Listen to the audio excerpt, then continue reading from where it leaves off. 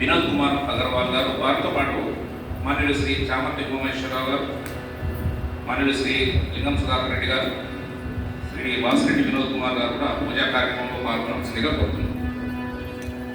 శ్రీ ముక్కాల సీతారామ గారు, ప్రాంత కార్యదర్శి గారు కూడా పాల్గొనవలసిందిగా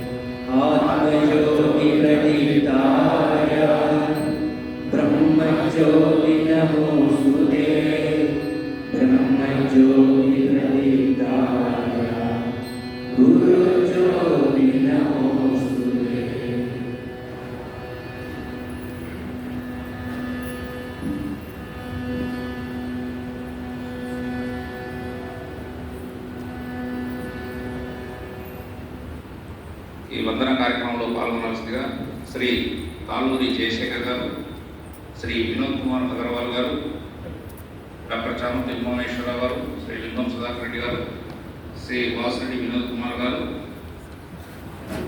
ప్రాంత కార్యదర్శి ముక్కాల సీతారాములు గారిని వేదిక మీదకి రావాల్సిందిగా కోరుతున్నాను.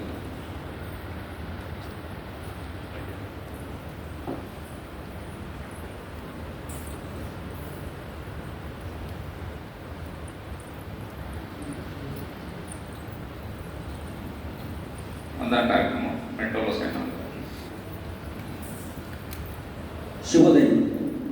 నేటి పంచాంగం కలియుగాబ్ది 5000 ఉపనిర్వాహం శాలివాన శని 1946 శ్రీ క్రోధినామ సంవత్సరం దక్షిణాయనం గ్రీష్మ ఋతువు ఆషాఢ మాసం కృష్ణపక్షం తిథి నవమి సోమవారం భరణి నక్షత్రం తేదీ 29 జూలై 2024 सर्वे जना सुखिनो भवन्तु। मात्र प्रणाम 1 2 3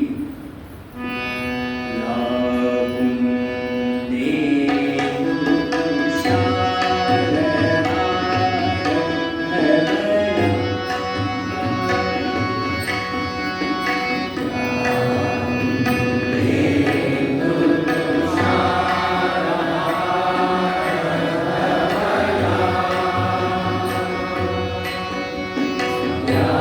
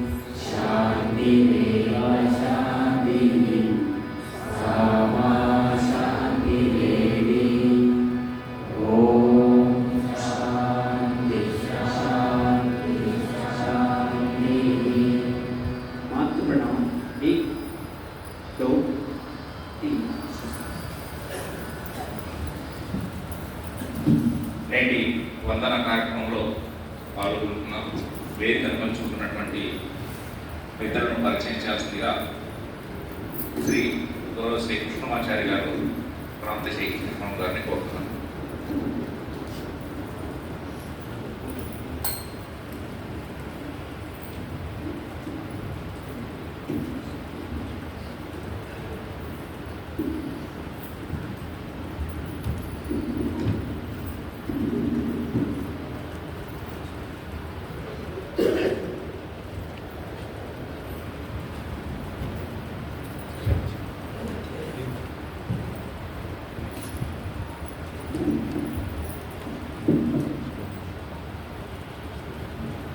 వర్షారంభ సమావేశాల రెండవ రోజుకి అందరికీ స్వాగతం పలుకుతున్నాను.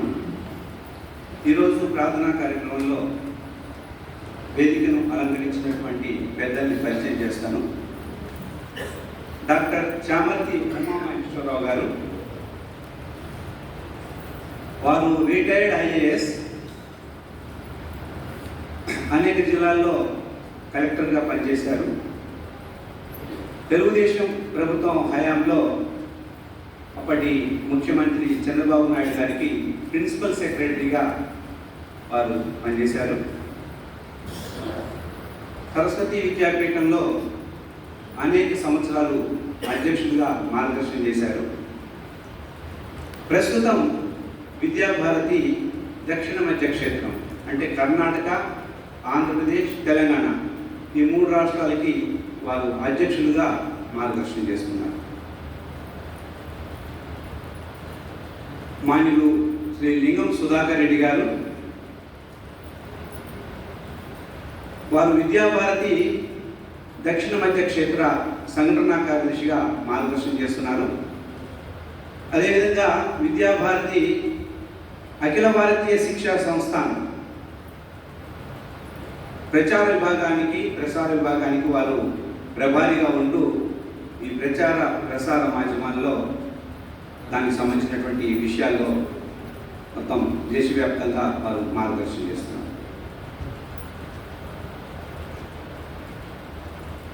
శ్రీ వాసిరెడ్డి వినోద్ కుమార్ గారు, వారు హైకోర్టులో ప్రముఖ న్యాయవాది, స్టాండింగ్ కౌన్సిల్ మెంబర్గా ఉన్నారు.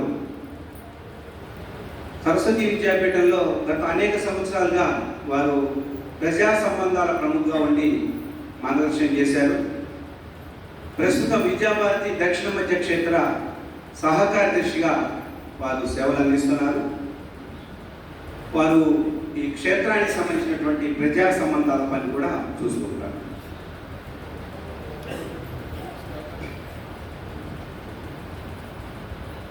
వారు దక్షిణ మధ్య క్షేత్ర సహకార్యదర్శిగా వారు సేవలు అందిస్తున్నారు. మాన్యులు శ్రీ వినోద్ కుమార్ అగర్వాల్ గారు, వారు ప్రముఖ వ్యాపారవేత్త, సేవా తత్పరులు, అనేక మెడికల్ క్యాంప్స్ అట్లే సామాజిక హితమైనటువంటి కార్యక్రమాలు నిర్వహిస్తూ ఉంటారు. ఇక్కడ ఏదైతే శారదాధామంలో వాల్మీకి మండపం ఏదైతే ఉందో ఆ వాల్మీకి మండపాన్ని వారి నాన్నగారు శ్రీ పూరన్మల్ కీర్తిశేషులు పూరన్మల్ అగర్వాల్ గారు, వారు దాన్ని ఎక్కువ వారి యొక్క యోగదానంతో అది నిర్మించబడింది. మొదటి నుంచి కూడా సరస్వతి విద్యాపీఠానికి వారి కుటుంబం సేవలు అందిస్తూ ఉన్నది. ఈ సందర్భంగా వారి కార్యక్రమంలో పాల్గొనడం మనకి ఆనందదాయకం. శ్రీ ముక్కాల సీతారాములు గారు, వారు సింగరేణి కాలేజీలో డీసీఎంగా ఫైనాన్స్ డిపార్ట్మెంట్లో పనిచేసి పదవీ విరమణ పొందారు. సరస్వతి శిశు మందిరాల్లో ప్రారంభం నుంచి అనేక బాధ్యతల్లో పనిచేస్తున్నారు. ప్రస్తుతం సరస్వతి విద్యాపీఠం ప్రాంత కార్యదర్శిగా వారు సేవలు అందిస్తున్నారు. శ్రీ పసర్తి మలయ్య గారు కుడివైపున ఉన్నారు.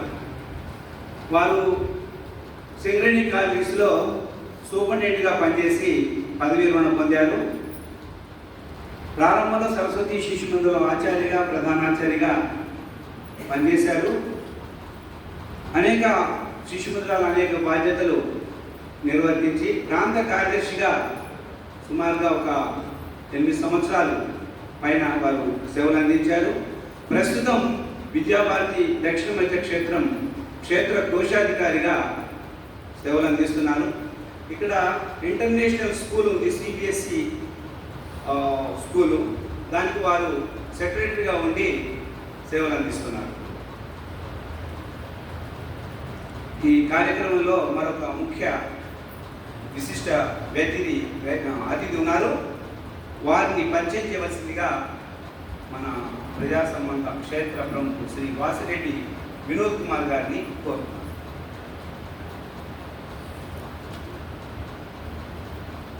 మీరందరూ అర్థం చేస్తున్నారు, ముఖ్య అతిథిని పరిచయం చేయకుండా మిగతా అతిథిని పరిచయం చేస్తున్నారు అని. నేను ఈ అదృష్టం ఆయన కుమదలుచుకోలే, అది నేనే పరిచయం చేస్తాను అని చెప్పాను. కాబట్టి అంటే అంత అంటున్నాడు, చాలా మంది అర్థం చేస్తాం, జరిగింది అది కాదు నేను చేస్తానని చెప్పాను. వారి పేరు తాళ్ళూరు జయశేఖర్ గారు. వారు అమెరికా వాసి. నాకు ఫస్ట్ వారి మామగారు గురించి సివి రామ్ అని చెప్పేసి పాల్గొంటే పెద్ద డాక్టర్ ఉన్నారన్నమాట. ఆయన మీద ఇన్కమ్ ట్యాక్స్ రైట్ చేయడానికి వచ్చి మొత్తం 4 రోజులు పరిశీలించి ఈ రోజు 1000 మంది 200 పేషెంట్స్ వస్తున్నారు, కానీ ఈయన డబ్బులు తీసుకున్నట్లేదు, ఈయన మందులు రాసి ఫ్రీగా ఇస్తున్నాడు. అలాంటి వారికి అల్లుడు గారు నాకు ఆ విధంగా తెలుసు. సరే, వీరు కొన్ని దశాబ్దాల కింద మీరు ఫ్యామిలీ అంతా అమెరికా అయ్యారు. వీరు అన్నగారు, వీరి వదిన గారు, వీళ్ళ చెల్లెళ్ళు అన్ని వాళ్ళు మొత్తం అందరూ వైద్య రంగంలో పనిచేస్తున్నారు అమెరికాలో. వీరు సాఫ్ట్వేర్ కంపెనీ చేస్తున్నారు. అయితే అమెరికా వెళ్ళాక వాళ్ళ బాధ్యతను మొత్తం వాళ్ళ భారతదేశం పట్ల మీకు తానాన్ని పేరు ఉంటారు. అమెరికాలో ఒక సంస్థ, ఆ తానాలు అనేక బాధ్యతల్లో మీరు పనిచేశారు. అంటే భారతదేశం నుంచి మనం ఒక స్థానం సంపాదించడానికి లేదా సంపాదన కోసం మనం అమెరికా వచ్చాము. కానీ మన బాధ్యత భారతదేశం పట్ల ఉంది. కాబట్టి ఏదో విధంగా మనం ప్రతి సంవత్సరం అక్కడ ఉండే అనేక భారతీయులు కలుపుతూ వీరు కూడా ప్రతి సంవత్సరం భారతదేశం వస్తూ అనేక సేవా రంగాల్లో పనిచేస్తున్నారు. మనం కూడా వచ్చేసేసి నేను 1000 మందికి స్కాలర్షిప్ ఇస్తాను అని చెప్పారు. అది అంటే ఇవాళ ప్రతి సంవత్సరం అట్లా చేస్తున్నారు. వారిని మన కార్యక్రమంలో పాల్గొనవలసిందిగా ఆహ్వానించే అవకాశం నాకు దక్కింది. అందుకని వారిని కూడా 2 నిమిషాలు మాట్లాడవలసింది కోరుతున్నాను sir.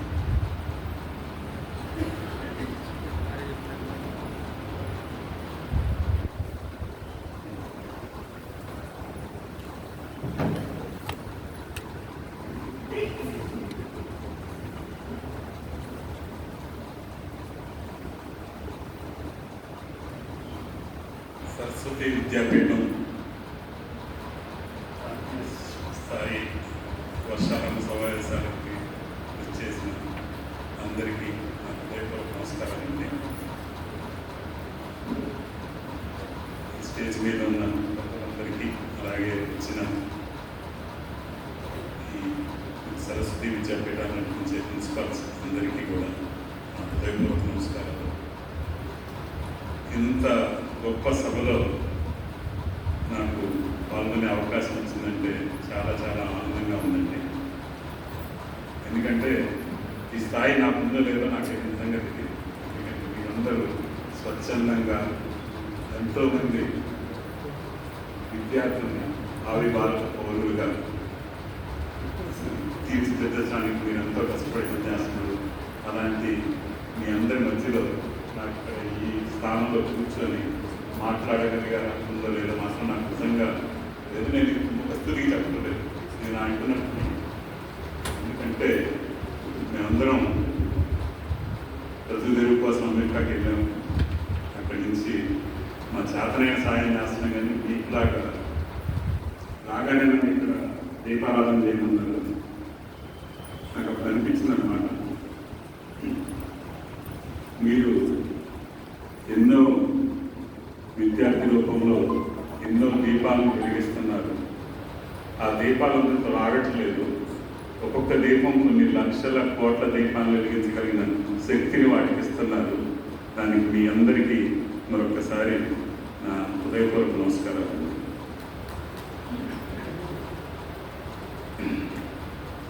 Education is manifestation of perfection అని స్వామి వివేకానంద అన్నారు. మనిషిని పరిపూర్ణంగా తయారు చేయడానికి ఎడ్యుకేషన్ అనేది అవసరం. అప్పుడే దాంట్లో నుంచి ఒక పురోగమనం ముందుకెళ్ళడం, అభివృద్ధి, ఆ పురోగమనం నుంచి దేశాభివృద్ధి కలగడం అనేది ఇది ఎడ్యుకేషన్ అనేది దానికి ఎంతో అవసరం. చదువు అనేది బతుకు తెరువుని నేర్పడానికో డబ్బులు సంపాదించడానికో కాదు, మనిషికి జ్ఞానాన్ని ఇవ్వడానికి, విజ్ఞానాన్ని పెంపొందించడానికి ఎంతో అవసరమైంది చదువు.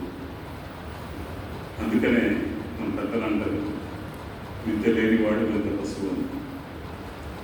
అలాంటి విద్యాదానాన్ని మీరు ఎంతోమంది రాస్తున్నారు. అలాగే మనిషి గౌరవం పొందాలి అంటే 5 వాటిని ముఖ్యంగా పాటించాలి. వాటిని ఉపకార పంచమం. మొదటిది మోక్షం. మన శరీరం, ఆ శరీరం పొడుగున్నాడా, పట్టున్నాడా, ఎర్రగున్నారా, నల్లగున్నారా అనేది కాదు. అంతా భగవంతుడు మనకి ఇచ్చిన మనం. దాన్ని ఎలా కాపాడుకుంటున్నారు, ఎంత ఆరోగ్యంగా ఉంచుకుంటున్నారు, ఎంత శుభ్రంగా ఉంచుకుంటున్నారు అన్నది మొదటి. రెండోది వస్త్రం. దాన్ని మన ఎక్కడికెళ్ళా కూడా మనం చూసేది, మనని చూసి గౌరవించేది, మనం వేసుకునే వేషాన్ని బట్టి, మన అటైర్ని బట్టి, మన యొక్క ప్రజెంటేషన్ బట్టి అనేది రెండోది. 3 వాక్. అంటే మనం ఇవన్నీ ఉన్నా కూడా ఎదుటి వాళ్ళని మెప్పించి మాట్లాడగలుగుతున్నాం, ఎంత గౌరవంగా ఉంచగలుగుతున్నాం, ఎంత ఇది చేయగలుగుతున్నాం అనేది ద మోస్ట్ ఇంపార్టెంట్ థింగ్. 4 విద్య. ఈ విద్య అనేది ఇప్పుడే మనం మాట్లాడుతున్న దాని గొప్పతనాన్ని మనం చెప్పిన విద్య గురించి అందరికీ తెలిసింది. లాస్ట్ ఈ 4 ఉన్నా కూడా మనిషికి వీటన్నిటికీ తేవాలంటే వినయం. ఆ వినయం ఉంటేనే, ఈ 4టికి కూడా ఆ వినయ సంపర్కం ఉంటేనే కూడా అయితే మన సనాతన ధర్మాన్ని కాపాడుకుంటూ ఈ వినయాన్ని, విజ్ఞానాన్ని బోధిస్తూ పిల్లలకి మీ అందరికీ మరొకసారి శుభాకాంక్షలు తెలుపుకుంటూ, to build a progressive and modern India, we need youth with muscles of iron and nerves of steel అని స్వామి వివేకానంద చెప్పారు. అలాంటి విద్యార్థుల్ని తయారు చేయాలని కోరుకుంటూ, మన దేశ కీర్తి పతాకాలను రెపరెపలాడించాలని కోరుకుంటూ, మీరు చేసే కృషికి నన్ను కూడా పిలిచి దీన్ని చేసినందుకు హృదయపూర్వక ధన్యవాదాలు. Thank you very much. సూక్ష్మంలో మోక్షం గురించారు. ఏవైతే బిందువులు చెప్పారో వారి ఉదయాంతరాల్లో అవి ఆచరించినట్టుగా కనిపిస్తుంది. అవన్నీ కూడా మనం స్వీకరిద్దాం. ఈరోజు సంస్కృతి బోధమాల పుస్తక ఆవిష్కరణ ఉదయం కాశీ గారు దానికి సంబంధించిన విభాగం సంబంధించిన పరిచయం చేశారు. ఆవిష్కరణ డాక్టర్ చామర్తి ఉమామహేశ్వరరావు గారిని భావించాల్సిందిగా కోరుతున్నాను. సంస్కృతి బోధమాల ఉదయం పరిచయం చేశారు. ఈసారి 1, 2, 3 నంబర్లు ఇచ్చిందండి.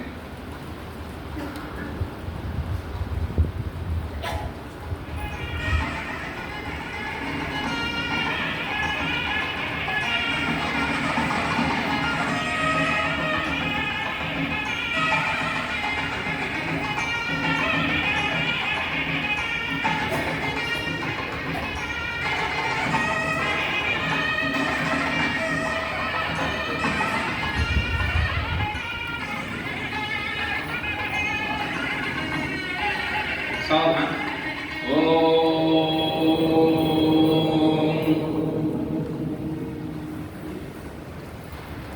ధన్యవాదాలు.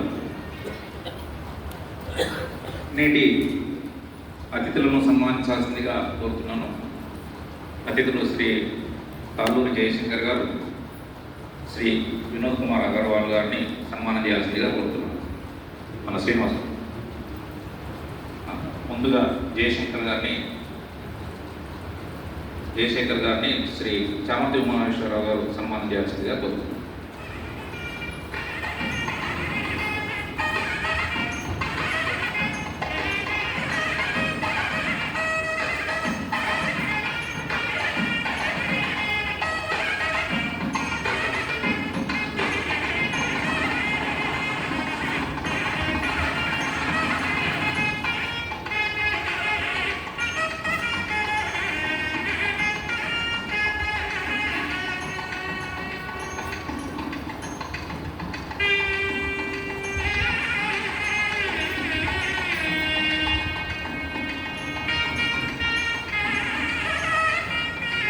శ్రీ వినోద్ కుమార్ అగర్వాల్ గారిని మాన్య శ్రీ ప్రాంత కార్యదర్శి గారిని సన్మానించాల్సిందిగా కోరుతున్నాను.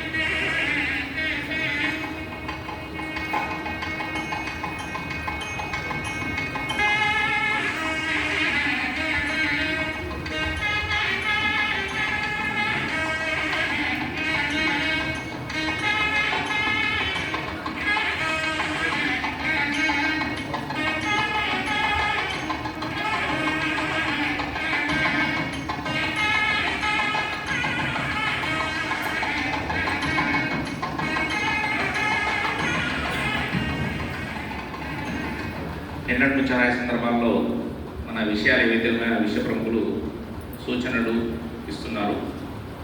ఈరోజు ప్రజా సంబంధాల ప్రముఖులు శ్రీ రాంబాబు గారు ఆ విభాగానికి సంబంధించినటువంటి సూచనలు ఇవ్వాల్సిందిగా కోరుతున్నాను.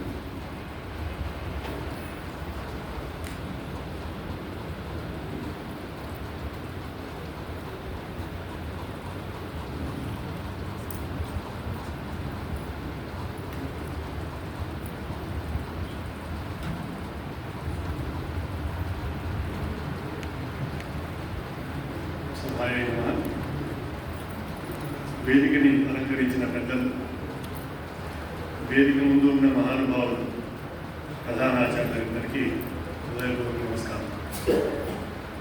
ప్రజా సంబంధాలు ఇది చాలా ఇంపార్టెంట్ అయిన విషయం. విష్ణుమూర్తి కూడా ఇది ఒక డిపార్ట్మెంట్ పెట్టుకున్నాడు. ఆయన ఎంత చేసినా కూడా అది మంచిగా చెప్పేందుకు తొందర పట్టుకుని తిరుగుతూ ఉంటాడు. నారాయణ నారాయణ. కాబట్టి మనం చేస్తున్న మంచి పనులు 10 మంది దాకా ఎలా వెళ్ళాలి, 10 మందికి మనం చేస్తున్నట్టు వాళ్ళు ఎలా గుర్తించాలి అనే విషయానికి ఇక్కడున్న కమిటీ సభ్యులందరికీ, పాలక మండలి అంటాము, పాలక మండలి సభ్యులందరికీ విన్నపం ఏమిటంటే, పాలక మండలిలో మాతృస్త్రీల రిప్రజెంటేషన్ లేదు. సో ఐ వుడ్ రిక్వెస్ట్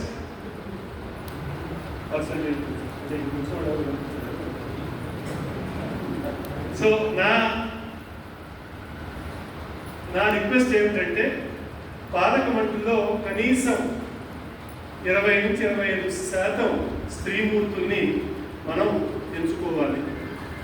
వాళ్ళు ఉంటే కనుక మనకు వచ్చే పబ్లిక్ రిలేషన్స్ యాక్టివిటీలో చాలా ముందుకు వెళ్తాం. ఒకటి. రెండవది, మన గ్రామంలో ఉన్న పెద్దలు, మన పట్టణంలో ఉన్న పెద్దలు మంచి వాళ్ళ గురించి మనం చూస్తూ ఉంటాం. మంచితనం కావాలి, కడుపు నిండదు. సహాయం చేయగలిగిన వాళ్ళు, 10 మందిని కూడగట్టిన వాళ్ళు, అటువంటి వాళ్ళలో మంచి వాళ్ళని ఎన్నుకోవాలి. రిసోర్స్ఫుల్ పీపుల్ 10 మందిని ఒక దగ్గరికి తాగలుగుతారు. ఒకటి ఏదన్నా ఒక అవసరం వచ్చిందంటే 10 మందితో మాట్లాడగలిగి వనరులు సమకూర్చగలిగిన వాడు. వనరులు అంటే ఉత్త డబ్బులు ఒకటే కాదు, వాటితో పాటు గుడ్విల్ సేకరణ, ఒక మంచి మాట చెప్పడం, ఎలక్ట్రిసిటీ డిపార్ట్మెంట్ ఒక మాట చెప్పడం, రైల్వే డిపార్ట్మెంట్ ఒక మాట చెప్పడం, ఇటువంటివి కూడా మనకి చాలా విధాలుగా సహాయపడతాయి. కాబట్టి ఐడెంటిఫికేషన్ ఆఫ్ రిసోర్స్ఫుల్ పీపుల్, వీళ్ళు ఎక్కడి నుంచి తెచ్చుకోవాలి మనం కనుక అనుకునేట్టయితే మన పట్టణాల దగ్గర ఇండస్ట్రియల్ ఎస్టేట్స్ ఉన్నాయి. ప్రతి జిల్లాలో 2-3 ఇండస్ట్రియల్ ఎస్టేట్స్ ఉన్నాయి. ఇండస్ట్రీస్ చేసేవాళ్ళు ఏమిటంటే మాకు చాలా జ్ఞానం ఉన్నది, మాకు చాలా శక్తి ఉన్నది, మాకు మంచి ఐడియాలు ఉన్నాయి, 10 మందికి మేము సహాయం చేయగలుగుతామని ఒక ఇండస్ట్రీ పెడతాడు. ఒక ఇండస్ట్రీ పెట్టిన వాడు 15 డిపార్ట్మెంట్స్తో ఖచ్చితంగా పనిచేయాల్సిన వాడు. అటువంటి వాళ్ళని కనుక మన సంబంధాలతో, మన స్కూల్ తోటి, మన పాఠశాలతోటి సంబంధం పెట్టుకున్నట్టయితే మనకు కావాల్సిన అన్ని అవసరాలకి ఏదో రకంగా వీళ్ళు ఉపయోగపడతారు. ఇండస్ట్రీస్ అసోసియేషను, మర్చెంట్స్ అసోసియేషను, అలాగే కుల సంబంధాలు, నిన్న మనం మాట్లాడుకున్నాం కులాల కింద ఇంకా విడగొడుతున్నారు. ఆ కులాలు ఇంకా ఉన్నాయి మనకి. వాళ్ళందరినీ కూడా ఒక తాటి మీద తెచ్చినట్టు నిన్న మన సంఘటన మంత్రి గారు చెప్పినట్టుగా ఒక భావం ఒకటి తేగలిగిన శక్తి పాఠశాలకే ఉంది. మనందరం హైందవులమే, సనాతన ధర్మీయులమే, దీంతో పాటు మీరు మనకి ఎలా ఉపయోగపడతారనేది వాళ్ళకి కూడా మనం ఉపయోగపడేట్టుగా వాళ్ళని తీసుకోవాలి. అలాగే ఎంతసేపు మీరు మాకు ఉపయోగపడండి అనే కంటే ఆ గ్రామంలో, ఆ పట్టణంలో ఉన్న సమస్యలు ఏంటి, ఆ జిల్లాలో ఉన్న సమస్యలు ఏంటి, అట్లా ఒక క్వార్టర్లో ఒక చిన్న get together, talk of the town అని చెప్పి ఒక ప్రోగ్రామ్ ఏమన్నా మనం చేయగలిగితే పాఠశాల మాధ్యమంగా కానీ, గుడి మాధ్యమంగా కానీ, ఇది మనకున్న పాలక మండలి వాళ్ళందరికీ నా విన్నపం ఏమిటంటే ఇది ఒక program once in a quarter మనం చేయగలుగుతాము.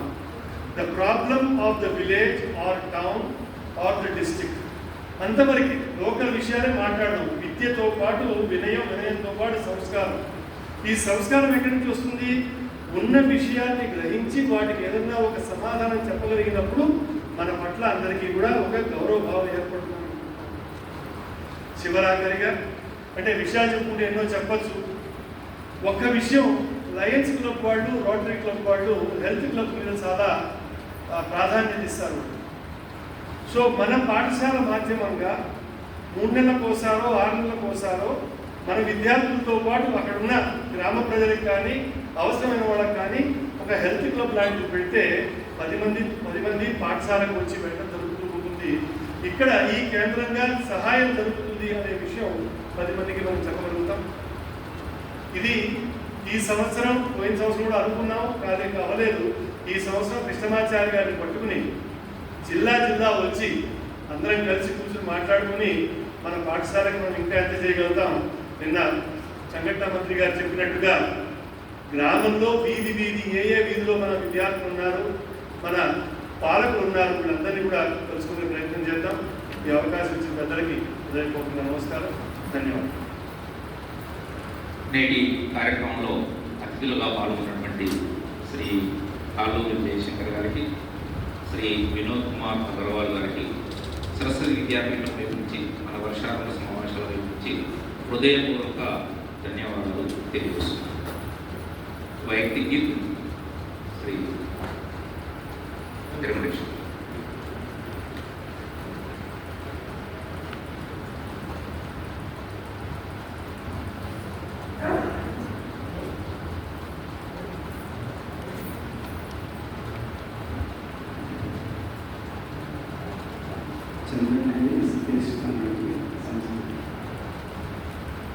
मृदपि च चन्दनमस्मिन् देशे ग्रामो ग्रामः सिद्धवनं यत्र च बाला देवी स्वरूपा बाला सर्वे श्रीरामाः बाला सर्वे श्रीरामाः हरिमन्दिरमिदमखिलशरीरं धनशक्ति जनसेवायै यत्र च क्रीडायै वनराजः धेनुर्माता परमशिवा धेनुर्माता परमशिवा नित्यं प्रातः शिवगुणगानं दीपनुतिः खलु शत्रुपरा यत्र च बाला देवी स्वरूपा बालाः सर्वे श्रीरामाः बालाः सर्वे श्रीरामाः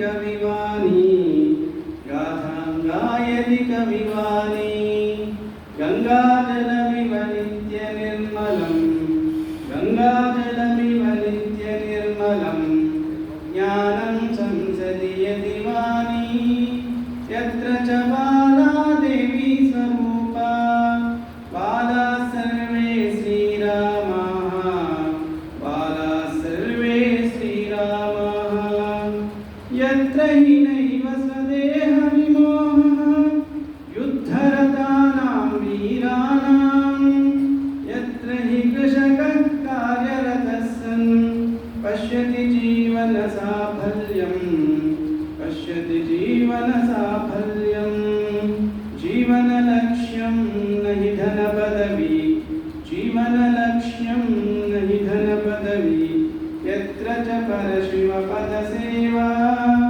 యత్ర చ పరశివ పద సేవా యత్ర చ బాలా దేవీ స్వరూపా యత్ర చ బాలా దేవీ స్వరూపా బాలా సర్వే శ్రీరామాః బాలా సర్వే శ్రీరామాః హృదపి చ చందనమస్మిన్ దేశే గ్రామో గ్రామః సిద్ధవనం యత్ర చ బాలా దేవీ స్వరూపా బాలా సర్వే శ్రీరామాః బాలా సర్వే శ్రీరామాః బాలా సర్వే శ్రీరామాః.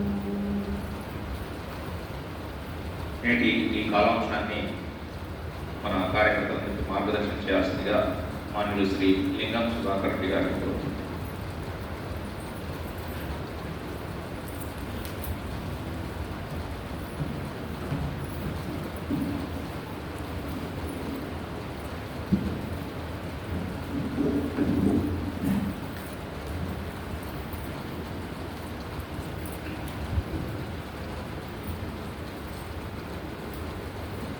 ఎన్నికల జరిగిన పెద్దలు డాక్టర్ చామంతి ఉమామహేశ్వరరావు కేంద్ర అధ్యక్షులు, ప్రాంత కార్యదర్శి గారు సీతారాములు గారు, కార్యక్రమంలో పాల్గొంటున్నటువంటి ప్రధాన అధ్యాయులు చామంతులు గారు,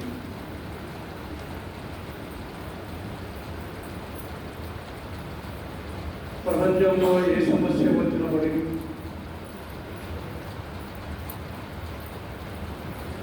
భారతదేశం వైపు చూసేటువంటి యొక్క పరిస్థితి ఈనాటిది కాదు, మొదటి నుంచి ఉన్నది.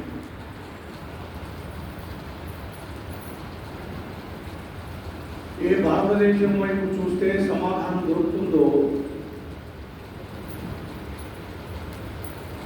ఆ భారతదేశం వైపు చూసినప్పటికీ కూడా సమాధానం దొరకకపోతే ఎట్లా? కురుక్షేత్ర సంగ్రామంలో మహాభారతంలో ఒక చక్కటి ఉదాహరణ మనకు దొరుకుతుంది. కురుక్షేత్ర సంగ్రామం అంటే ధర్మానికి అధర్మానికి మధ్య జరుగుతున్నటువంటి యుద్ధం. కౌరవుల వైపు యువదాన యోధులు ఉన్నారు. ఈ కథంలో చెప్పడం నా ఉద్దేశం కాదు, కేవలం ఆ ఘట్టాన్ని మాత్రమే గుర్తించాను. యుద్ధరంగంలో ద్రోణాచార్యుడు ఉన్నాడు. పాండవ పక్షంలో ఉన్నటువంటి వాళ్ళందరూ కూడా పిట్టల్లాగే వెళ్ళిపోతున్నారు. ఆ రాత్రి కూడా శిబిరానికి వచ్చి లెక్కించుకుంటే పంచపాండవులు కూడా మొత్తం నీరు గారిపోయింది. ఎక్కడ నిలబడగలుగుతాం? ఆయన సంకటగాలే వెంకటరమణ లాగా కృష్ణ పరమాత్మను మళ్ళీ ఆశ్రయిస్తే ఎప్పటివరకైతే రణరంగంలో ద్రోణాచార్యుల వారి చేతిలో గాంధీవం ఉంటుందో, శస్త్రశస్త్రాలు ఉంటాయో, అప్పటి వరకు ఎదురుగా నిలవడం అనేటువంటిది ఎవరి సాధ్యం కాదు. ఇప్పుడు మార్గం ఏంటిది అనుకున్నప్పుడు అతన్ని కూర్చోాలి, నేల కూర్చోాలి. అది ఎట్లా సాధ్యము? అప్పుడు ఒక మార్గం చెప్పాడు. అతను ఒకగానొక కొడుకు అశ్వత్థామ. ఈ అశ్వత్థామ చనిపోయాడు అనేటువంటి వార్త కనుక అతను చెవిలో పడితే అతను నిర్వీరుడైతే అతని చేతిలో ఉండేటువంటి బాణానికి అతను విలమునికి అర్థం ఏమలేవాడు. అయితే అక్కడ ఉన్నటువంటి సమస్య ఏంటంటే అశ్వత్థామ చిరంజీవి, అతనికి చావు లేదు. ఈ విషయం వల్ల ద్రోణాచార్య వారికి కూడా తెలుసు, అందరికీ తెలుసు. ఈ చావు లేనటువంటి వాడు చచ్చిపోయినాడు అనే విషయం తెలవడం ఎట్లా, నమ్మడం ఎట్లా? దానికి శ్రీకృష్ణ పరమాత్మ మార్గం చెప్పాడు. ఒకవేళ ధర్మరాజు కనుక ఆ మాట అన్నట్టు ఏంటంటే అతను విశ్వసించడానికి అవకాశం ఉంది. అయితే ఇక్కడ పెద్ద ప్రాబ్లం ఏంటంటే ధర్మరాజు అసలు ఎప్పుడు అతను అబద్ధం అవ్వలేదే. ఈ విషయం అతను దగ్గరికి పోతే మొత్తం మనం ఓడిపోయిన మధ్య కానీ ఈ మాట మాత్రమే పక్కన ఉంటాడు. వాడి ధర్మం నిలబడటం ఎట్లా? అప్పుడు చిన్న కిటుకు చేస్తాడు శ్రీకృష్ణ పరమాత్మ. నువ్వు అబద్ధం ఆడాల్సిన అవసరం లే, ఉన్న విషయాన్ని చెప్పు, సందర్భం ఏదైనా కావచ్చు. అప్పుడు మొత్తానికి అటు చర్చించి ఇటు చర్చించి చివరికి ఒప్పుకున్నాడు, సర్లే అట్లయితే. అప్పుడు అశ్వత్థామ అనేటువంటి ఒక పెద్ద ఏనుగు ఆ రణరంగంలో ఉంటే, జంతువులు కూడా మనం పేరు పెట్టుకుంటాం. గుర్రాలు, ఏనుగులు మనకు తెలియదు, కుక్కలైతే మనం తెలుసు, మనకి కుక్కలకు పేరు పెట్టుకుంటాం. ఆ భీముడు వెళ్ళి అశ్వత్థామ అనేటువంటి పేరు కలిగినటువంటి ఆ ఏనుగును కనుక చంపినట్టే అది ధర్మరాజు చూడాలి. అశ్వత్థామ అతః అని చెప్పేసి ద్రోణాచార్యుల వారు వినేలాగా గట్టిగా పలకాలి. అది కూడా నువ్వు అబద్ధం ఆడకుండా ఉండాలంటే ఆ సత్యాన్ని కూడా పలుకు. నరో అంటే వాడు మనిషి కాదు, ఏనుగు. ఆ ఏనుగు అనే విషయం చెప్పుకొని కొద్దిగా వెళ్ళే చెప్పాలి. తప్పని పరిస్థితుల్లో ఇక్కడ మాట్లాడాడు కాబట్టి సరే చెప్పించాడు. ఇదంతా అయిపోయింది. రాత్రి పూట అతను కింద పడ్డాడు ద్రోణాచార్యుల వారు. అతను సంహారం ఇవంతా అయిపోయిన తర్వాత ద్రోణాచార్యుల వారికి పాండవులంతా కూడా భీష్మాచార్యులను ఎవరైనా దొరికి వెళ్ళారు.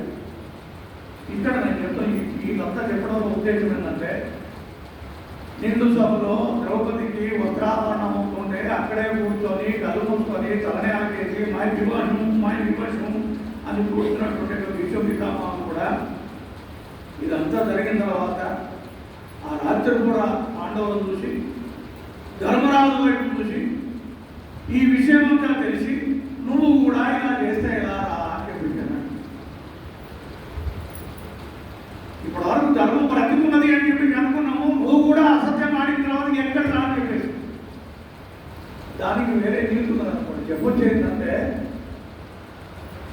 భీష్మపితామహుడు లాంటి వాడికి కూడా ఇవాళ ధర్మం అంతో ఇంతో బ్రతికున్నదంటే ధర్మరాజు అనేటువంటి వాడు ఒకడు ఉన్నాడు. తానేందో తనకు తెలిసినప్పటికీ కూడా అలాంటి ధర్మరాజు కూడా అసత్యం మాట ఎట్లా అనే పరిస్థితులాగానే ఇవాళ మన దేశానికి గురించి కూడా ప్రపంచంలో ఎక్కడ ఏ సమస్య వచ్చినా చూడడానికి మనకు భారతదేశం ఉన్నది కదా అని ఇటువైపు చూసేటువంటి సందర్భాల్లో ఉండే ఇప్పుడు అవి కూడా కంప్లీట్గా అడుగట్టిపోయాయి. కొన్ని అడగట్టిపోయినప్పుడు మళ్ళీ ఎక్కడికి మొదలు పెట్టాలా? ఆ పని మొదలు పెట్టడం అనేది మళ్ళీ భారతదేశం నుంచి మొదలు కావాలి. అనగానే వాళ్ళ ప్రపంచంలో ఏ దేశంలో లేనటువంటి ఒక పెద్ద వ్యవస్థ భారతదేశంలో ఉన్నది. అది భారతీయ సంఘటన, భారతీయ ఆత్మను జాగృతపరిచేటువంటిది. That is RSS, Rashtriya Swayamsevak Sangh. ఇలాంటి ఒక non political organization, non political వివిధ సంస్థలు ఇంక్లూడింగ్ ఒక విద్యాభారతి ప్రపంచంలో ఏ దేశంలో కూడా లేదు ఇలాంటిది. అలాంటి వ్యవస్థ ఇక్కడ ఉన్నది.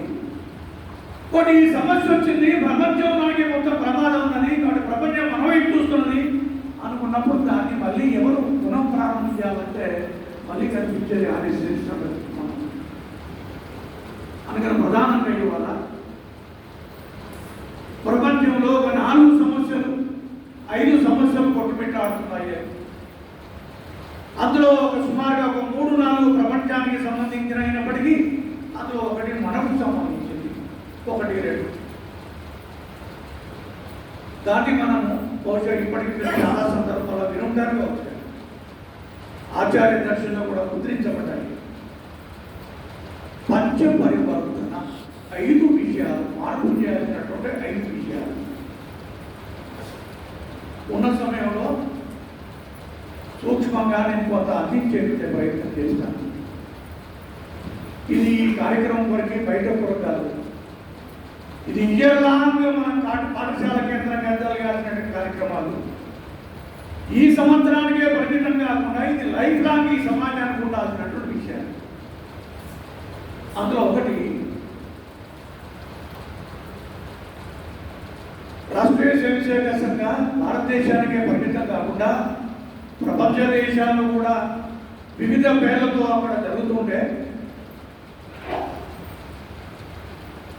ఇంగ్లాండ్ రాణి యొక్క పట్టాభిషేక సందర్భంగా మిఠాయిలు పంచి పెడితే ఆ మిఠాయిని విసిరి కొట్టినటువంటి డాక్టర్ కేశవరావు ప్రారంభం చేసిన ఆర్ఎస్ఎస్ ఇంగ్లాండ్లో కూడా విస్తరిస్తే ఆ కార్యక్రమానికి ఇంగ్లాండ్ యొక్క మహారాణి గారు వచ్చేసి అదే డాక్టర్కి ఫోటోకు పూలమాల వేసి మీరు మాట్లాడండి అంటే ఆమె చెప్పిన మాట ఏంటంటే మీ కుటుంబ వ్యవస్థను మాకు అందించండి అని, భారతీయ కుటుంబ వ్యవస్థని మాకు అందించండి అని. ఇవాళ మా దగ్గర ఎంత ఎలా ఉంటే ఎలా ఉన్నది అన్నప్పుడు రెండు విషయాలు చెప్పి నేను ముందుకెళ్తాను. మాగో వైద్యుడి అని చెప్పి మనకు అఖిల భారతీయ బౌద్ధి ప్రముఖ రకరకాల బాధ్యతలు తీసుకెళ్తాను. నేను సంఘ ప్రచారకుని, శ్రీనివాస్ గారి సంఘ ప్రచారకు, కేవీ సంఘాన్ని గారి సంఘ ప్రచారకు తెలుసు. ప్రచారం అంటే ఎడ్యుకేషన్ అయిన తర్వాత వివాహం చేసుకోకుండా బ్రహ్మచారి ఉండి సమాజం కార్యం చేసేవాడిని ప్రచారం. ఈ మాగో వైద్యుని పురోజు కార్యకర్త కానీ ఎలా పనిచేసేవాడు ప్రచారంలాగా పనిచేసేవాడు. ఆ ప్రచారంలాగా పనిచేసేటువంటి మాగో వైద్యుని మీరు ప్రచారం కావాలని అడిగితే మా ప్రచారకు పాత్రం అని చెప్పాను. నేను ప్రచారకు కాదా ప్రచారం తండ్రి అని చెప్పాను. అంటే వాళ్ళిద్దరు కొడుకులు ప్రచారం వచ్చారు. ప్రచారకు పాపం అంటే నేను మా ఇద్దరు కొడుకులు ప్రచారం పెట్టాను. ఆయన ఒకసారి ఫ్లైట్లో వాళ్ళ శ్రీమతి గారితో కలిసి ఫ్లైట్లో బయలుదేరి వెళ్తున్నాను. వెస్టర్న్ కంట్రీ వాళ్ళు చూశాను. పక్కన కూర్చున్న వాడు మాట్లాడుకోవాలి. ఆ మాటల సందర్భంలో ఎవరు ఏంటంటే మీ చూడసు మా పక్కన కూర్చున్నది మా భార్య అంటే ఆ పక్కన కూర్చున్నటువంటి వెస్టర్న్ కంట్రీ ఆ జంట చూసి ఒకసారి కిందికి చూసి ఎన్ని సంవత్సరాలు ఇప్పటికి నేను చెప్పాను మీ వివాహం ఎంతకాలం అయింది? వివాహం సుమారు ఒక 45 సంవత్సరాలే. ఓ అంటే 45 సంవత్సరాల నుంచి ఒకటే భార్య రాయించు అని చెప్పాను. అంటే 45 సంవత్సరానికి ఒక భార్య దాని కొంటే మనపోయా ఈ జన్మ కాదురా వచ్చే 7 జన్మల్లో నేను పుట్టే మళ్ళీ మీరు ఇద్దరు కదా భార్య పడుతుందని చెప్పి అనుకుంటారు. రైట్ మా భార్య కదా ఇవాళ ఆపశంకర మాట్లాడారని చెప్పి అనుకుంటుంటే అప్పుడు వాడి పక్కన ఉన్నటువంటి భార్యను పరిచయం చేశాక ఈవిడ నాకు 4వ భార్య, నేను ఆవిడకు 5వ భర్తను అని చెప్పి కామన్ వాళ్ళకి కామన్. అందుకని ఆవిడ అన్నది డాక్టర్ ఈ ఫోటో పూలమాల వేసి మీ కుటుంబ వ్యవస్థను మాకు ఇక్కడ అందించండి అని. రెండోది వాడు ఊరుకోక ఇదంతా బాగానే ఉంది కానీ ఆవిడ మెడలో ఏదో రస్సి ఏంటిది రోప్ ఆ తాడు ఉన్నది ఏంటిది అని ఏమంటే మనలో అపశబ్దం మాట్లాడితే కూడా అది తాడు కాదు అది మంగళసూత్రం రా అని చెప్పించండి. వాడి మంగళసూత్రం అంటే వాడికి తెలుసు. నాకు 45 సంవత్సరాల క్రితము పెళ్ళైనప్పుడు ఆయన నాకు ఇది కట్టాడయా ఇది మంగళసూత్రము అని. ఓ ఇవన్నీ కూడా వాళ్ళకి కోరుతా. కానీ ఇందాక వాళ్ళ గురించి నేను పరిచయం చేశాను. 4వ భార్య 5వ భర్త ఇది మన దగ్గర కూడా ఇవాళ కామన్ అయిపోయింది. మన కార్యకర్తనే అబ్బాయి బాగా చదువుకున్నాడు, డబ్బు సంపాదించాడు, కారు ఉన్నాడు, ఇల్లు కట్టుకున్నాడు, పెళ్లి చేయాలా పెళ్లి వెతికారు. ఆ అమ్మాయి కూడా బాగానే చదువుకున్నది. వీళ్ళ స్టేటస్ చూసి మేము అక్కడ దాకా అందుకుంటామా అని చెప్పి అన్నారు. అందుకోకుండా పర్వాలేదు మా అబ్బాయికి బుద్ధిమంతురాలైనటువంటి సంస్కారవంతులైనటువంటి అమ్మాయి కావాలనుకున్నాడు. పెళ్ళి అయిపోయింది. మరి కనీసం మీ స్టేటస్ చూస్తే మీ వైపు వచ్చినటువంటి బంధువులకు కనీసం ఏర్పాటు కూడా చేయట్లేదు కదా అని చెప్పి అన్నారు. అట్లయితే మా బంధువులకు మేమే లాడ్జీ వగేరే ఇవన్నీ కూడా బుక్ చేసుకుంటాం లేని అన్న ఖర్చులన్నీ కూడా. పెళ్ళి అయిపోయింది. 6 మాసాలు పెట్టింది. ఈయన ఉద్యోగం వెళ్ళిపోయినాడు. రోజు సాయంత్రం 3 గంటలకే ఇంటికి రావాలని చెప్పి భార్య డిమాండ్. ఈ 3 గంటలకు రమ్మంటే మేము కానీ నాకు అసలు ఉద్యోగమే 5 గంటల వరకు ఉంది కదా. ఇది ఆమె వాళ్ళ నాన్నగారికి ఫోన్ చేసి, నాన్న ఇట్లా అని చెప్పి, వాడికి భార్య ముఖ్యమా ఉద్యోగం ముఖ్యమని అడిగా. తండ్రి అడిగాడు. ఈ గొడవ భరించలేక పేరెంట్స్ అన్నారు, అరే ఇక కలిసి ఉంటే మీరిద్దరు కలిసి విడిగా ఉంటే ఒకరినొకరు అర్థం చేసుకుంటారా, మీరు వెళ్ళి కనీసం కొంతకాలం బయట కిరాయి తీసుకుంటారా. ఈ విషయం వల్ల వాళ్ళ అమ్మగారు చెప్పింది. వాళ్ళే మరి మిమ్మల్ని మొమ్మడానికి నేను మాట్లాడతలే అని పిఎం కూడా ఫోన్ చేసి, ఆ ఇల్లు మా బిడ్డలే, నువ్వెవరు మా బిడ్డలు పెట్టుకోమడానికి మీరు బయట ఉన్నాడు కిరాయి తీసుకుని వాళ్ళ చివరిగా విడాకులు అయిపోయింది. ఇంతే. విడాకులు చాలా సింపుల్ ఇవ్వాలి, అంతేకాని వాళ్ళు భయపడుతున్నారు. సంబంధం అంటే ఎంత ప్యాకేజీ సరే, హైదరాబాద్లో ఫ్లాట్ ఉందా సరే, కారు ఉందా సరే, బ్యాంక్ బ్యాలెన్స్ ఉందా సరే, డస్ట్బిన్ ఉన్నాయా ఇంట్లో అడుగుతున్నారు. డస్ట్బిన్ లేదంటే ఏంటంటే డస్ట్బిన్ అంటే అత్తమామ ఉన్నారా అని. ఆ అత్తమామ ఉంటే వద్దు ఈ సంబంధం అని. అంటే ఎంత భయంకరమైనటువంటి పరిస్థితులు ఉన్నాయంటే కుటుంబ వ్యవస్థ, ఫ్యామిలీ వ్యవస్థ కంప్లీట్గా పిల్లల్ని కట్టుకున్నాం కానీ పిల్లల్ని ఎలా పోషించాలి, ఎలాంటి సంస్కారాలు ఇవ్వాలి, ఇది కంప్లీట్గా శూన్యం అయిపోయింది. విశాఖపట్నంలో పేరెంట్స్ మీటింగ్ కలిగి ఒక 40-45 నిమిషాలు కుటుంబ వ్యవస్థ, పిల్లలు, సంస్కారాలు మాట్లాడిన తర్వాత ఆ తర్వాత టీ తాగుతున్న సమయంలో ఒక పేరెంట్ వచ్చేసి వెంటనే నమస్కారం అని చెప్పి వెంటనే కావాలి నమస్కారం. నేను ఒకసారి వెళ్ళిపోయి వెళ్ళగలిగి ఏం చేయమన్నా ఆమె కళ్యాణం నీళ్ళు పెట్టుకుంటూ, నాకు 2 పిల్లలండి, 2 పిల్లలు మన స్కూల్లో చదువుతున్నారు, ఏం చదువుతున్నారు ఏంటి అని చెప్పిన తర్వాత నాకు పెళ్ళి అయింది, నేను తల్లినయ్యాను, నాకు పిల్లలు వాళ్ళిద్దరికి పాఠశాలకు వస్తున్నారు. కానీ ఒక తల్లిగా పిల్లల విషయంలో ఏం చేయాలి ఏంటనే విషయం ఇప్పుడు నాకు ఏం తెలియదు.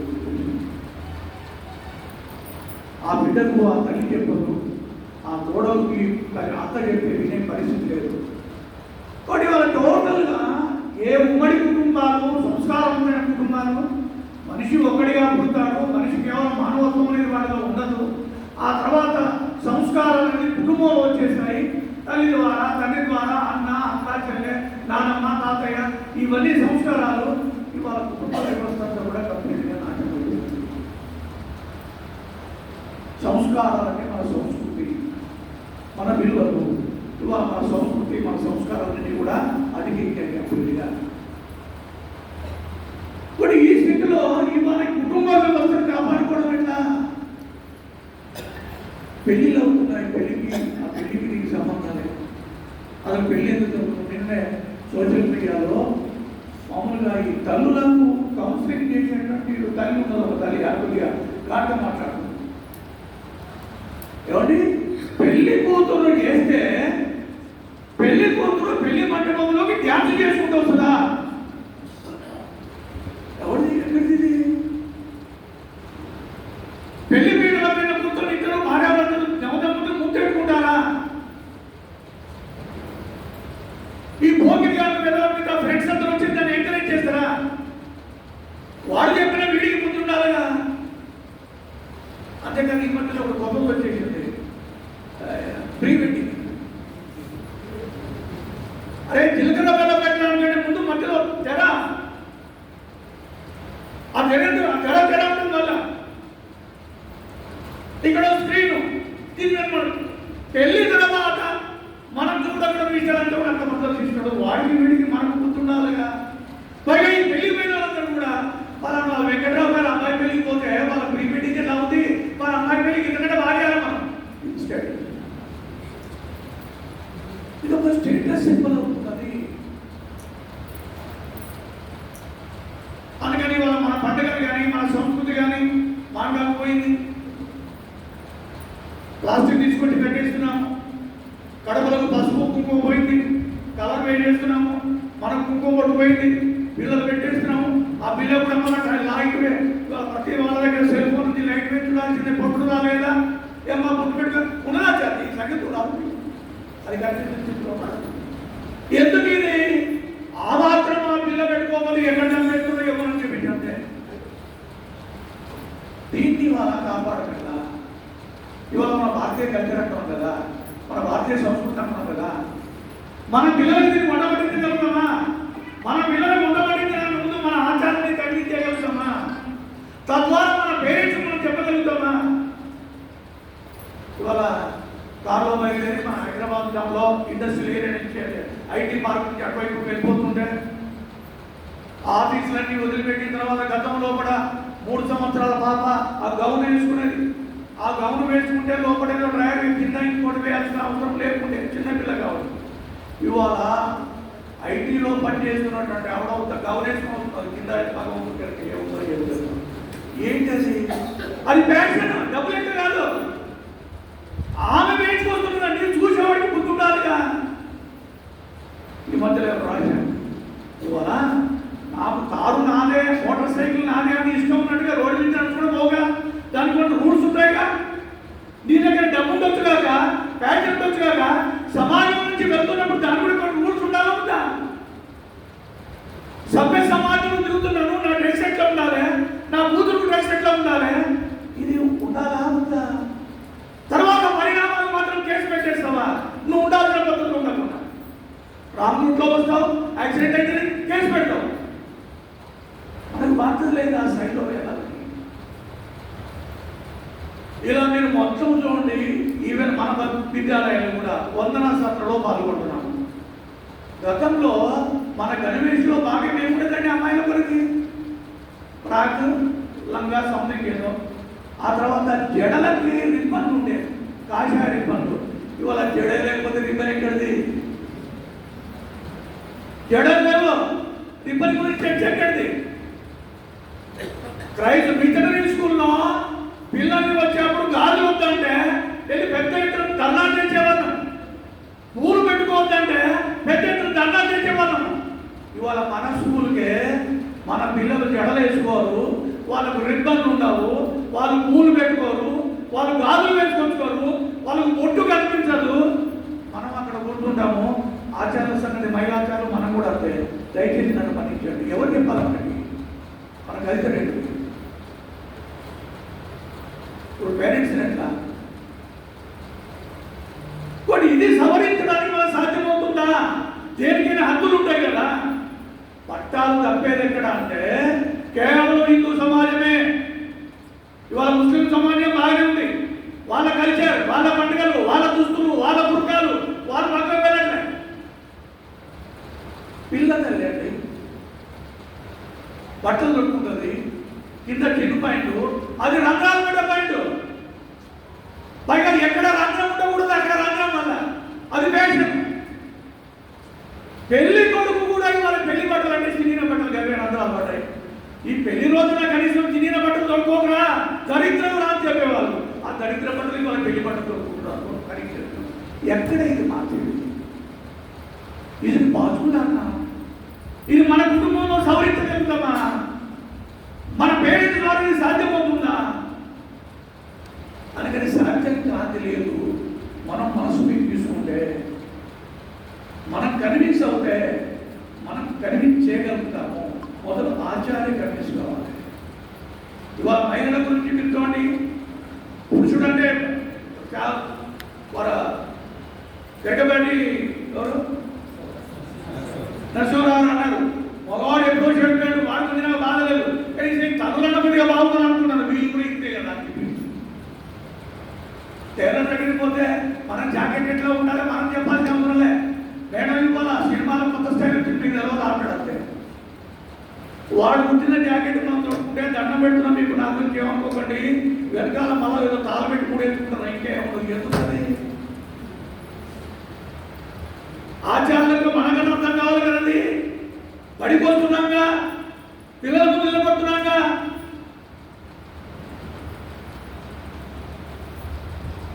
కాబట్టి కుటుంబ వ్యవస్థ, మన సంస్కారము, మన కల్చరు, మన పండుగలు, మన విధానాలు ఎలా కాపాడుకోవాలి? మొత్తం మీకు ఆచార దర్శనంలో సిలబస్ ఇచ్చారు. ఏ రోజు నాడు ఏం చేయగలుగుతామో.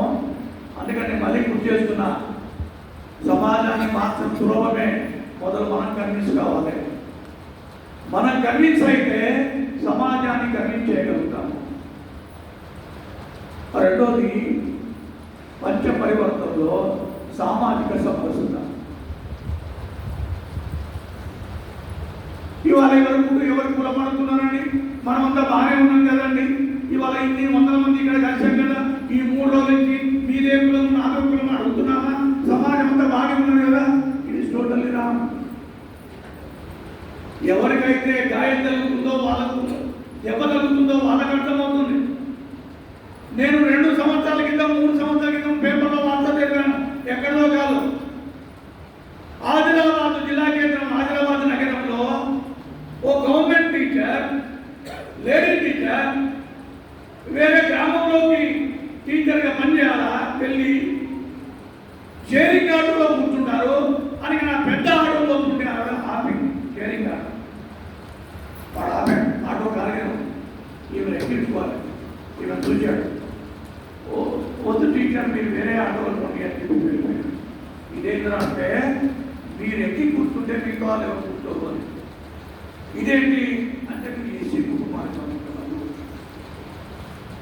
చదువుకున్న మహిళ గవర్నమెంట్ టీచర్లు, వాళ్ళ అన్నయ్య ఉస్మానియా యూనివర్సిటీలో ప్రొఫెసర్.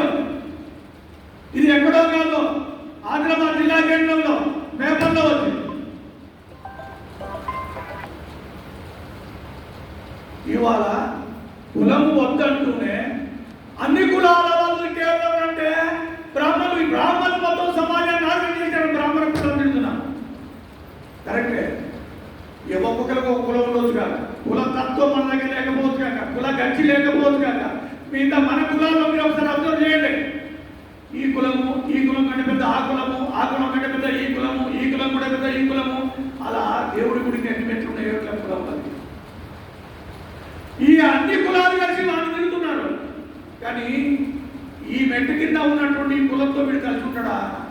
వీడు కలిసి ఉంటాడు. వీడితో వీడు కలిసి ఉంటాడా? వీడు కలిసి ఉంటాడు. వీళ్ళందరూ కలిసి మాత్రం వాళ్ళు తిరుగుతుంటాడు. దాని గురించి పెద్ద అన్నా. నేను ప్రాంత ప్రచారంగా ఉన్న సమయంలో కర్నూలు జిల్లా ఫ్యామిలీలో అక్కడ మన కార్యదర్శి యొక్క కార్యవాహ సెక్రటరీ చంద్రశేఖర శాస్త్రి అని ఉండే ఖండకార్య. అక్కడ మనకి ఇంకో కార్యకర్త వైశ్య కుటుంబం నుంచి ఉన్నాడు. వైశ్య అని ఎందుకు చెప్తున్నా అంటే ఇప్పుడు అవసరం వాటి నుంచి చెప్తున్నా, అర్థం చేయించడం గురించి. అక్కడ ఎస్సీ బస్తీ నుంచి కొంతమంది వచ్చారు మన కార్యకర్తలకి. మీరు ఆర్ఎస్ఎస్ అంటున్నారు కదా, హిందూ భాయి అంటున్నారు కదా, అసలు మేము హిందువులమా కాదా అడుగుతున్నారు. ఎస్సీ ఎవరు కాదంటున్నారు, మీరు హిందువులే. అట్లయితే రేపు వినాయక చవితి పండుగ వస్తున్నారు కదా, వినాయక చవితికి మేము వినాయకుడి యొక్క విగ్రహాన్ని పెట్టుకోవచ్చా? ఎవడొద్దంటాడు? వినాయక విగ్రహాన్ని పెట్టుకోండి. కరెక్టే, మేము వినాయక విగ్రహాన్ని పెట్టుకుంటాము, కానీ మా దగ్గరికి వచ్చి ఎవడు పూజ చేస్తాడో అప్పుడు మన కళకారుగా ఉన్నాడు. నేను ఆ కుటుంబంలో పుట్టానయా, నాకు మంత్రాలు వస్తాయి, నేను వస్తాను కదా మంత్రాలు వస్తానని చెప్పి అన్నాడు. వెళ్ళాడు, మంత్రం అక్కడ ప్రతిష్ట చేశాడు. వాళ్ళ ఇల్లు తిరిగి వాళ్ళ ఇంట్లో పాలో నీళ్ళు తాగాడు. 3 రోజులు అయిపోయింది, నిమజ్జనం చేయాలి. ఆ నిమజ్జన సమయంలో వాళ్ళు చక్కగా రథాలు పెట్టుకుని అలంకరించుకోవస్తుంటే పోయాక బీసీ అంటారు మన దగ్గర. ఉత్తరాంధ్ర రాష్ట్రంలో కూడా వాళ్ళు ఎస్సీ దగ్గర లేక ఇక్కడ ఎవరంటే క్షమించండి, నేను ఎందుకు అర్థం చేస్తున్నా అంటే ఏ ఒక్క కులం కూడా పైవాన్ని తప్ప కిందవాన్ని ఆలోచించడు. మీరు మాదిగ వినాయకుడు, మీరు మా ఇంటి ముందు మా శాతం నుంచి వెళ్తారట అని వెళుతున్న రథం మీద దాడి చేసి పెట్రోల్ పోసి నింపబడితే పెద్ద ఎత్తున ఫైరింగ్, శాపకాలు పడ్డారు వగేరా 15 రోజుల పాటు, 4 రోజుల పాటు వార్తలు రావడం రెగ్యులర్గా టికెటింగ్ జరిగింది. అసలు దీనికి అందరి ఈ మాదిగ వాళ్ళకు ఇంకా బలం రావడానికి కారణమేవాడు ఈ ఆర్ఎస్ఎస్ బాబులోడు అని రాత్రి వాళ్ళ ఇంటికి పోయి దాడి చేస్తే వెనకటోళ్ళకి తప్పించుకొని ఆ వైశ్య కమ్యూనిటీ బ్రాహ్మణ కమ్యూనిటీను కర్నూలు కొట్టి తలదాచుకున్నాడు. ఇది ఇవాళ మనకు కనిపించకపోవచ్చు కాక ఇది నగ్న సత్యము. నేను సంఘ ప్రచారం, నేను ఒక కార్యక్రమం వెళ్ళిపోయినట్టు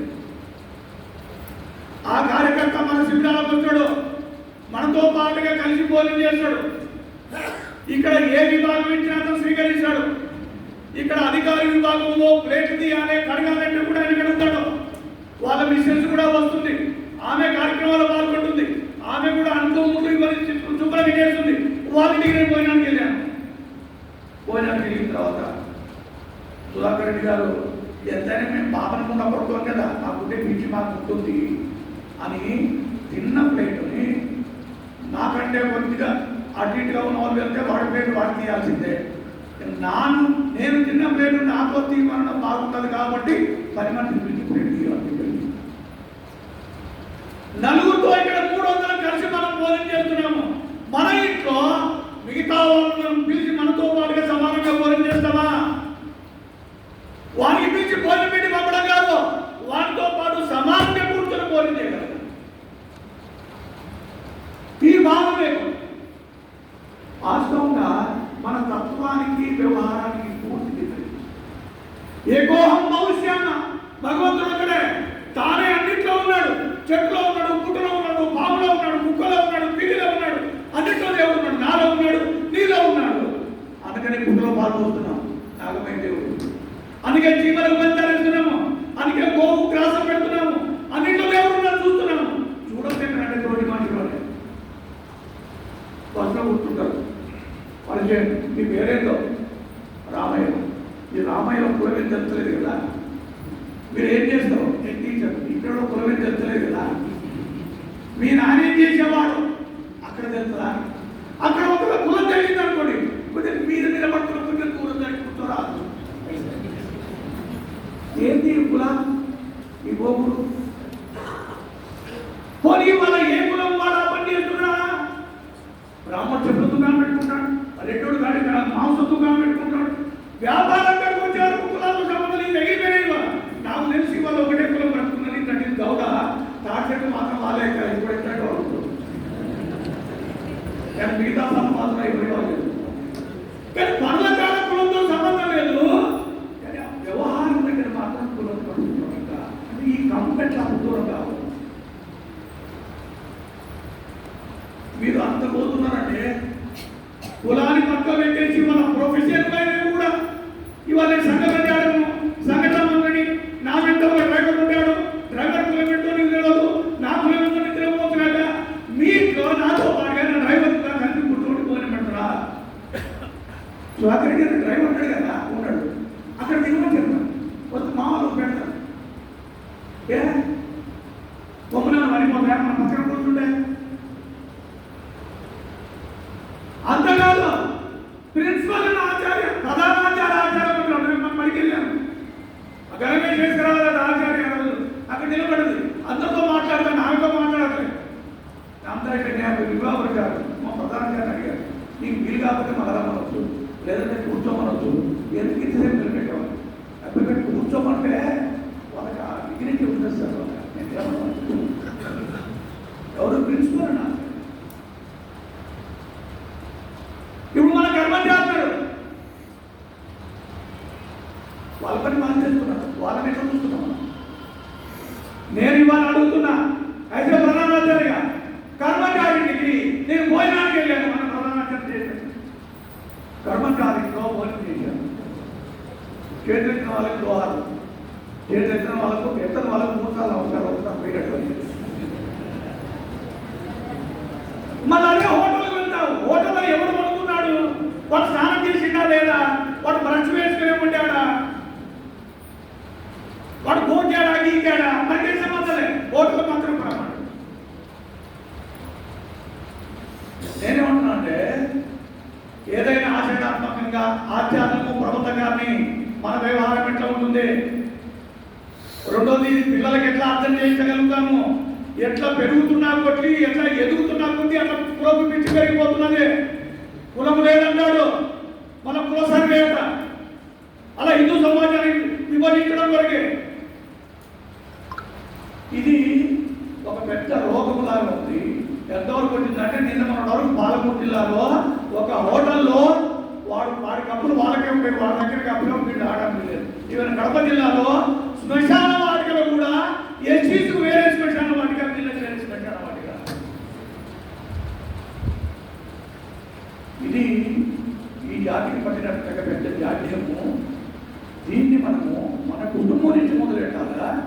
మన విద్యార్థులకు అర్థం చేయించాలా, మన పోషకులకు అర్థం చేయించాలి. ఒక సమరసత సమాజాన్ని నిర్మించడం కొరకు మన వంతు ప్రయత్నంగా మనం ఏం చేయాలి? ఏ పని చేయాలన్నా నీ నుంచి మొదలెట్టాలా. సుధామూర్తి గారి ఇన్సిడెంట్ పోస్ట్ అని ఇంతకుముందే ఒకసారి చెప్పాను. సుధామూర్తి ఇప్పుడు రాజ్యసభ మెంబర్, పద్మావాడి రైతు, వాళ్ళ పిల్లలు అబ్బాయి అమ్మాయి స్కూల్కి పోయిన ఆ సమయంలో కూడా పిల్లల్ని కూర్చోబెట్టుకొని, నానా మనం కూడా సామాన్య కుటుంబం నుంచి వచ్చాము, మీకు స్కూల్లో మీ క్లాస్లో రకరకాల వాళ్ళు ఉంటారు, ఎవరిని కూడా చిన్న చూపుతో చూడకూడదు, అందరినీ సమానంగా చూడాలి అని ఒక తల్లి పిల్లలకు చెబుతుంటే పిల్లవాడు ప్రశ్నిస్తాడు. చెప్పి తినడమే కాకుండా ఆ పిల్లవాడు ప్రశ్నించాడు, అమ్మా అందరూ సమానమే కదా, సమానంగా చూడాలి కదా, మరి మన ఇంట్లో 10 మనుషులు ఉన్నారు కదా, మనమేమో భోజన సమయంలో డైనింగ్ టేబుల్ మీద కూర్చొని తింటున్నాము, మన 10 మనుషులు మాత్రం మన కింద కూర్చొని తినాలి.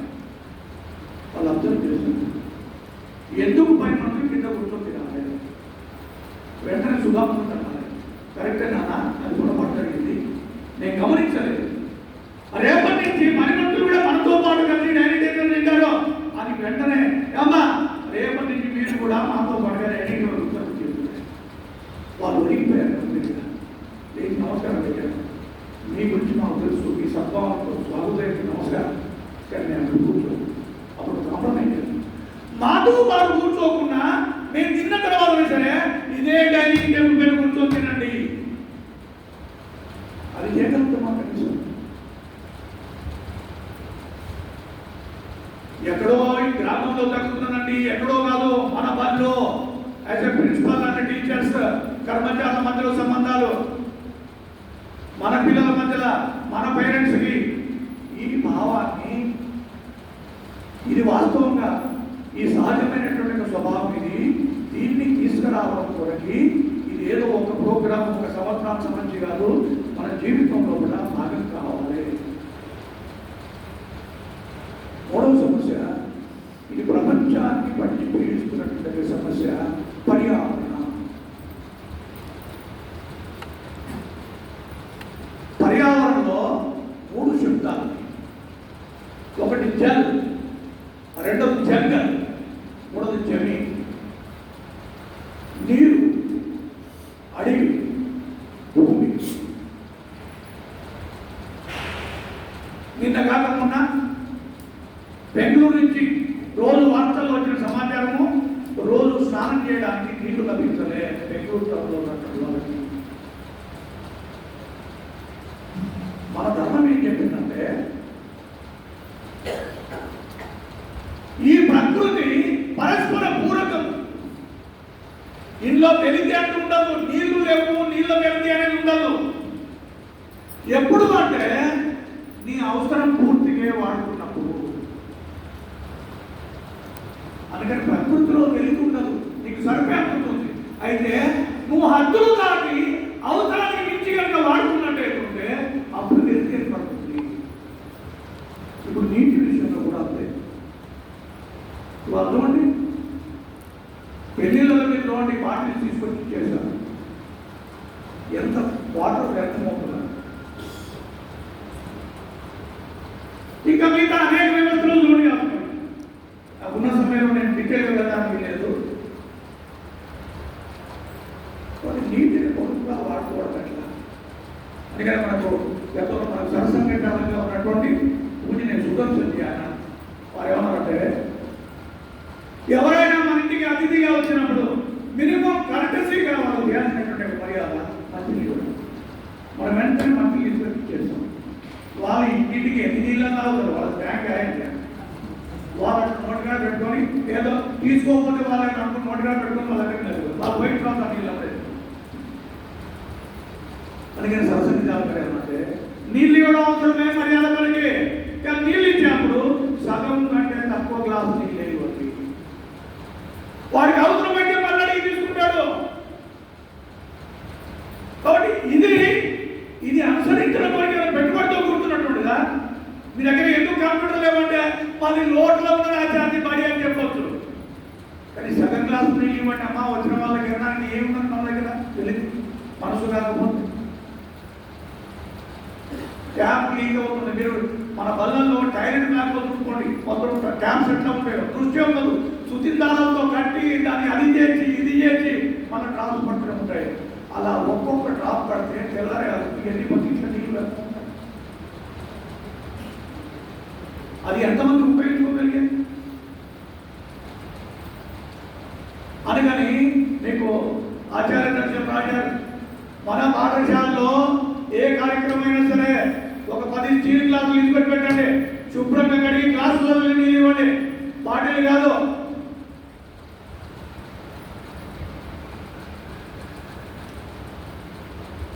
రెండవది పర్యావరణ భాగము జంగల్, అడవిని మొత్తం కొట్టుకుపోతున్నాం అంతే. ఆ చెట్టు లేకపోతే మనకు ప్రాణం లేదు, ప్రాణవాయువు అదే కదా. మరి దీంట్లో ఈ చెట్టు ఇదంతా కూడా దేని కొడుతున్నారు మన అవసరాలు. ఇవాళ టిష్యూ పేపర్ ఉంది, అవునా? మీ వ్యాపారాలు కూడా ఉంటాయి. ప్రపంచంలో ఎక్కువ చెట్లను నరికేది ఈ టిష్యూ పేపర్ కొరకే. ఇది మనం ఏ అతిథి వచ్చినా ఏ భోజనం పెట్టినా ఈ పేపర్ ఉపయోగించుకోవడం బాగా అలవాటు. అందుకని మొక్కలు పెట్టడము, మన స్కూలు గ్రీనరీగా ఉండడము, ఫలాలిచ్చేటువంటి మొక్కలు పెట్టడము, మొక్కల్ని కాపాడము. కాబట్టి దీని విషయంలో ఎట్లా? మూడవది జమి, అడవి పాడైపోతున్నా, భూమి పాడైపోతుందంటే ఒకటి రసాయనం ఎరువులైతే, రెండోది ప్లాస్టిక్. ఇవాళ ఎంత ప్లాస్టిక్ వాడకం పెరుగుతుందో చూడండి. ఇవాళ మీరు ప్రయాణం అంటే వాటర్ బాటిల్ కొనుక్కోకుండా మీరు ప్రయాణం చేయడానికి వెళ్ళే, పెళ్లిళ్ళు అయితే మొత్తం వాటర్ బాటిల్. ఇది మన స్టేటస్ సింబల్ అయిపోయింది వాటర్ బాటిల్. అంటే ఎక్కడి నుంచి ఎక్కడికి వచ్చామంటే సమయం లేదు. కానీ ఒక చిన్న సంఘటన చెప్తాను నేను. కొన్ని సంవత్సరాల క్రితము ఆర్ఎస్ఎస్ ట్రైనింగ్ నాగపూర్లో జరగాలి. మహబూబ్ నగర్ నుంచి ఒక కార్యకర్త దక్షిణలో బయలుదేరి ట్రైన్లో నాగపూర్కి వెళ్ళాలి. వచ్చేప్పుడు వాటర్ బాటిల్ మర్చిపోయింది. అరే వాటర్ బాటిల్ మర్చిపోయింది కదా, ఎట్లా ట్రైన్లో ప్రయాణం చేస్తున్నా కానీ రైల్వే స్టేషన్లో, సికింద్రాబాద్ రైల్వే స్టేషన్లో వాటర్ బాటిల్ ఖరీదు చేశాడు. అంతవరకు బాగానే ఉంది. ఆయన ఏం చేశాడు, ఆ సీల్ తీసి ఆ నీళ్ళన్నీ పడబోసి మళ్ళీ నీళ్ళు ట్యాప్ దగ్గర పడుతున్నాడు. ఏమైందే కానీ నీళ్ళు ఎందుకు పడుతుంటే నీళ్ళు తాగుతారా? మరి ఆ నీళ్ళు ఎందుకు పెట్టిందా? అది బాటిల్ కారిపోతుందా లేదా టెస్టింగ్ కొరకు పెట్టింది కదా. మరి ఏంటిది, నీళ్ళు తాగాలంటే ట్యాప్ అంటే బాటిళ్లలో నీళ్లు బట్టి తాగడానికి అమ్ముతున్న విషయం కూడా తెలియదు. కొంచెం అవుతాయి కాబట్టి ఇవాళ బాటిల్ వాటర్ లేకపోతే నేను కొత్తగా మారిపోయింది. అది స్టేటస్. ఇవాళ రాజస్థాన్ లాంటి చాలా ప్రాంతాల్లో విద్యాలయాలు కూడా ప్లాస్టిక్ ముక్త విద్యాలయము, మా విద్యాలయంలో ఎట్టి పరిస్థితుల్లో ప్లాస్టిక్ వాడము అని సంకల్పం తీసుకున్నాయి. కాబట్టి మన పేరెంట్స్ని, మన విద్యార్థుల్ని, మన టీచర్స్ని ఏ రకంగా మోటివేట్ చేయాలా? అసలు దీనికి అంతటి కూడా పర్యావరణం కాపాడడం ప్రధానమైనటువంటిది. ఇవాళ యూజ్ అండ్ త్రో బాగా పెరిగిపోయింది. ప్రతిదీ కూడా ఇక్కడి నుంచి ఉపయోగిస్తున్నాం. ఎక్కడికి అంతకాదు. ఇవాళ మన గురించి చెప్తున్నాను. మన కృష్ణగోపాల్ అనిజపేటలు అంటారు, పర్యావరణం రక్షించడంలో ప్రధానమైన పాత్ర తక్కువ ఉపయోగము. మన వస్తువుని మనం తక్కువ ఉపయోగించాలి. కేరళతో చచ్చిపోతే ఎన్ని చెప్పులు చెట్లు బయటకు వెళ్ళి 2000, 2500 చెప్పులు కదా. ఎన్ని చీరలు, ఎన్ని గల్లులలో పాపం కేరళ తిరుగుతుందంటే మన సంగతి ఏంటిది? అది ఒక వ్యక్తికి ఎన్ని డ్రెస్సులు కావాలి, ఎన్ని జతల చెప్పులు కావాలి? గతంలో సమావేశంలో ఒకటే ఫోన్ ఉంది ఇక్కడ, తను అవసరమైన ఫోన్ చేయి నెంబర్ నోట్ చేసుకోవాలి. వాళ్ళు ఒకటి 2 రోజులు 3 రోజులు. దీనివల్ల ఇవన్నీ కూడా వాతావరణ కాలుష్యంలోకి వెళ్ళిపోతుంది కదా. దీంట్లో ఏమి తగ్గించగలుగుతాము? ఒక చిన్న ఎగ్జాంపుల్ చెప్తాను. వికారాబాద్లో సూర్యనారాయణమూర్తి గారు అని రిటైర్డ్ లెక్చరర్, వాళ్ళ అమ్మాయి వాళ్ళ సేవా సమితి కార్యవాహికి ఉన్నారు, ప్రాంత కార్యవాహి. ఆయన మన ప్రాంత భౌతిక ప్రముఖుడు. రిటైర్ అయిన తర్వాత బాగా తిరిగాడు. ఆయన రిటైర్ అయిన తర్వాత వచ్చినటువంటి డబ్బుల్లో కొంత వైద్య ఆశ్రమం డిపాజిట్ చేశాడు, కొంత తాను పనిచేసిన కాలేజీలో స్కాలర్షిప్ కొరకు డిపాజిట్ చేశాడు. జనరల్గా నేను రిటైర్ అవుతున్నాను డబ్బెట్ట అనుకుంటారు, అంత పిచ్చినవి కాదు. ఆయన చివరి వరకు సంఘ కార్యం చేశాడు. చివరిలో బయటకు వెళ్దాం ప్రయాణం పర్యటన కొరకు బయటకు వెళ్తే బాగా హార్ట్ అటాక్ వచ్చి చలకంలో పోతున్నాయి. వెంటనే డాక్టర్ దగ్గర తీసుకెళ్తే మొత్తం డ్రెస్ అంతా కూడా చచ్చిపోయింది. వాళ్ళ అమ్మాయి జానకి, పెద్ద అమ్మాయి, మన కార్యకర్త వాళ్ళ ఫ్యామిలీ నుంచి జానకి, నాన్నగారు డ్రెస్ అని పెట్టమ్మా, ఇంకో డ్రెస్ తీసుకురా, ఇంకో డ్రెస్ ఇచ్చారు. ఆ డ్రెస్ తొడిగారు. రెండో డ్రెస్ కూడా తడిచిపోయినాను. అప్పుడు జానకి ఇంకో డ్రెస్ పడరామ్మా. అప్పుడు ఆ జానకి కళ్యాణం నీళ్ళు పట్టుకుంది. మా నాన్న కూడా డ్రెస్ పడుతుంది. ఇంతమంది బిడ్డలము పెళ్ళిళ్ళు బంధువులు రాగా పోక ఉన్నప్పటికీ కూడా నాన్న ఇంకో డ్రెస్ అని ఎందుకమ్మా, ఒకటి తొడుకోవడానికి ఒకటి పెట్టుకోవడానికి రెండు.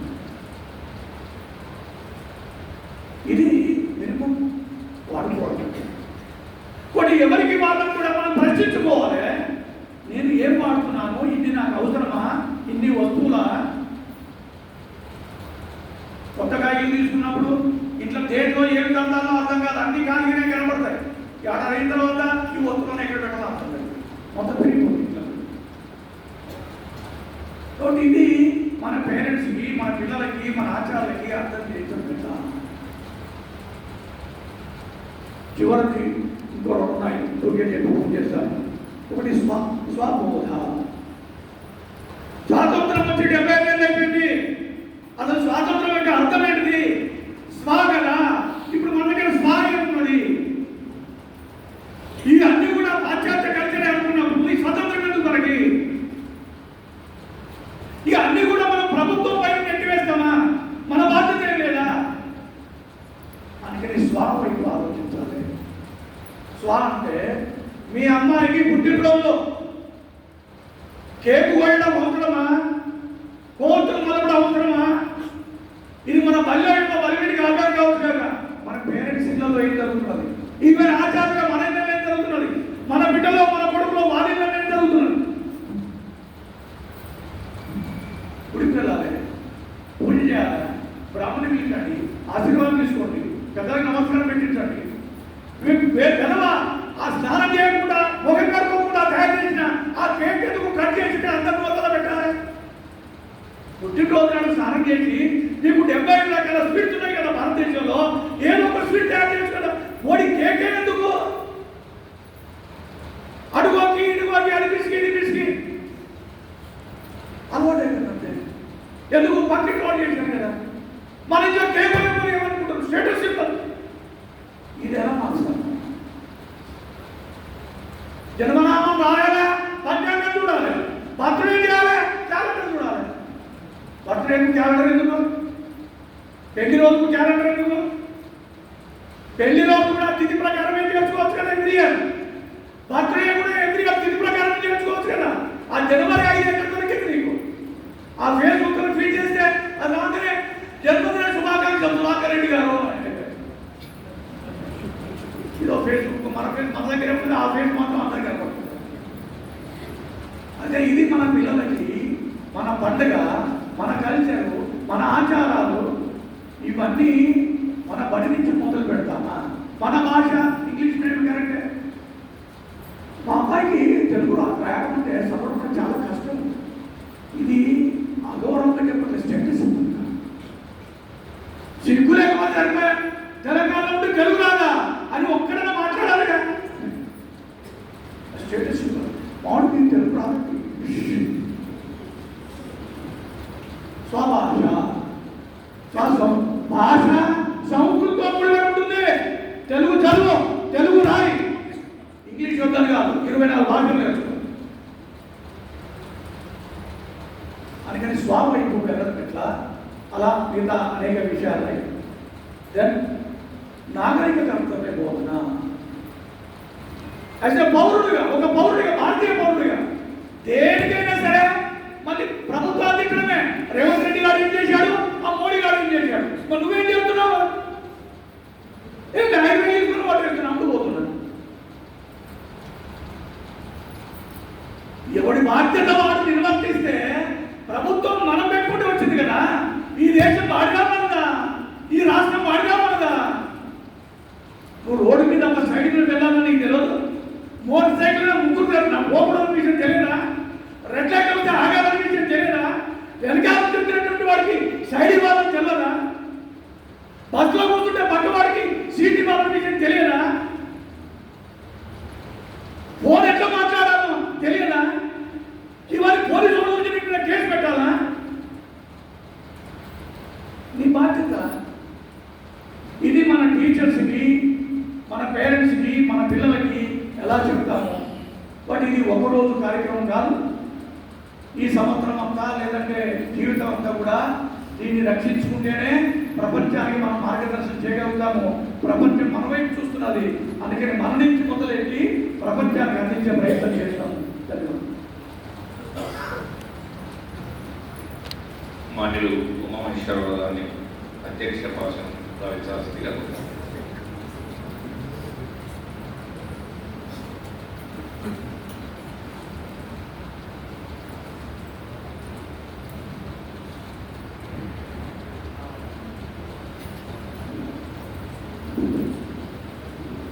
సభకు నమస్కారం. వేదిక మీద ఉన్న పెద్దలకు నమస్కారం. ఒక 5 నిమిషాలు మాత్రమే మాట్లాడతాను. అందుకే టైం అయింది. సుధాకర్ రెడ్డి గారు పంచకర్తవ్యాల గురించి చెప్పారు.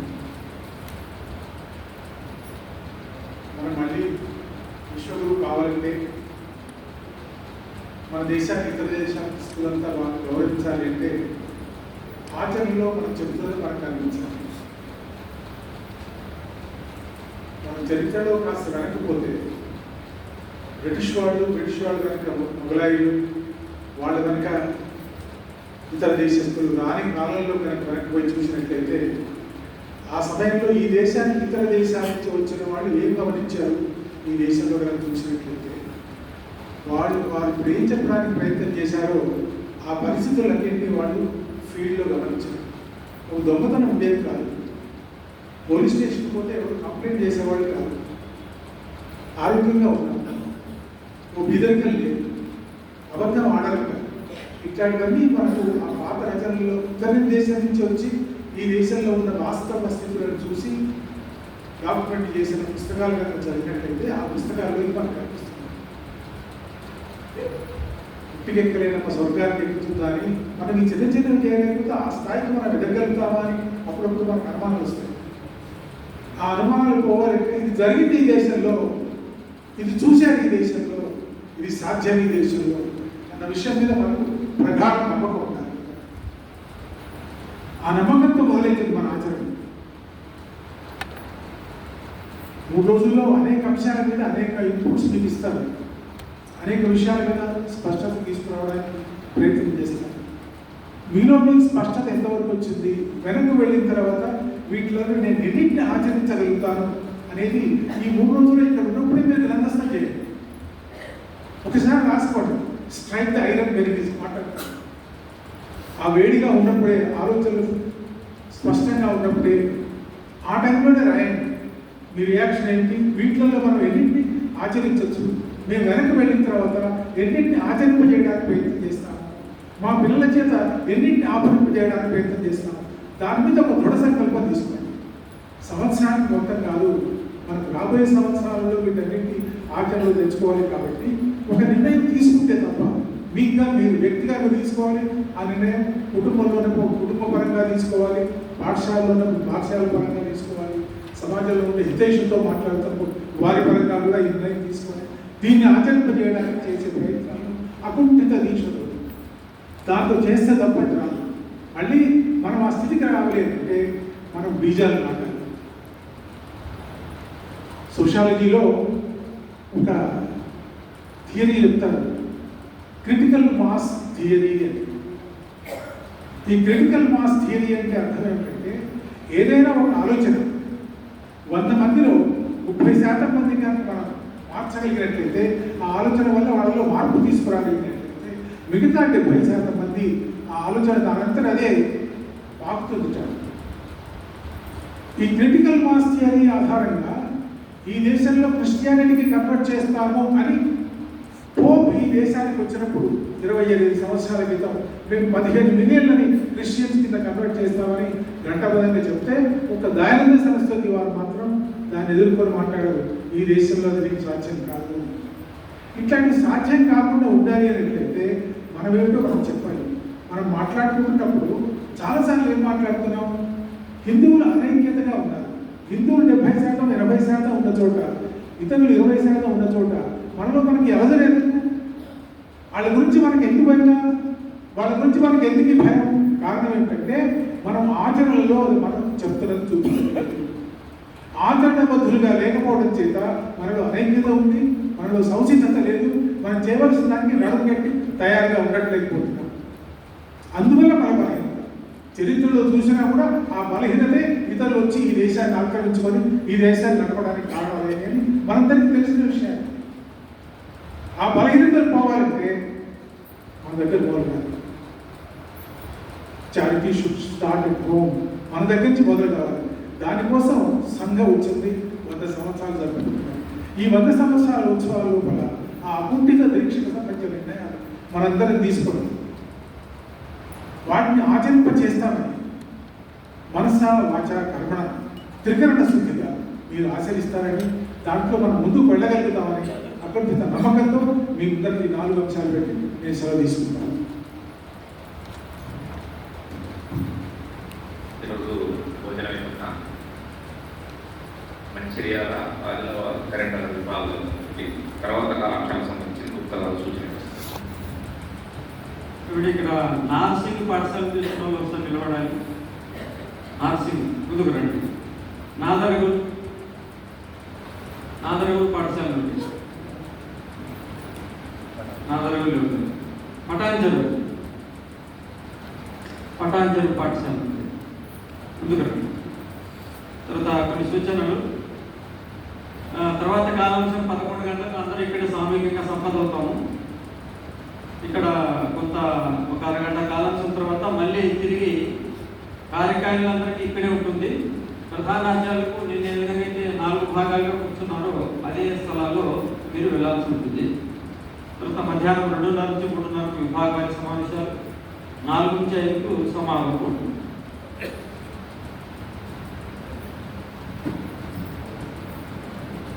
కాస్త ఉత్తిష్ట చెప్పగానే కుర్చీల మీద అనుసరిస్తలేదు. ముందుగా సూచన చేస్తున్నా. సావధాన్, ఉత్తిష్ట, విశ్రమం. కింద మంచినీళ్ళు వేడి నీళ్ళు ఏమంటే స్వీకరించాల్సింది.